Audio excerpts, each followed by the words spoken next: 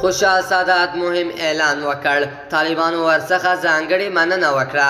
سلام ستړي مه شئ، وخت مو په خیر. درنو لیدونکو، که غواړئ د تازه او مهمو پیښو څخه خبر شئ نو همدا اوس د سره د تام پلاس چینل سبسکرایب کړئ. د افغانستان د پخواني پوځ مشهور جنرال خوشحال سادات په یو بیان کې مهمې څرګندونې کړې دي. هغه په خپله وینا کې داسې څه ویلي دي چې د اوسني حکومت چارواکي ورڅخه خوشحاله شوي دي. خوشحال سادات ویلي دي چې د په افغانستان کې د هیڅ ډول جګړې پلیتوب نه کوي. نوموړي ویلي دي چې جګړه صرف بدبختي ده، بل څه نه راوړي. څومره چې جګړه زیاتېږي هغومره ورسره نورې بدبختي زیاتېږي. له همدې کبله په افغانستان کې له دې وروسته هر ډول جګړه مردود ده.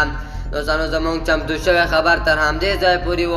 د نورو معلوماتو لپاره در سره د تام پلاس چینل سبسکرایب کړئ. الله پامان.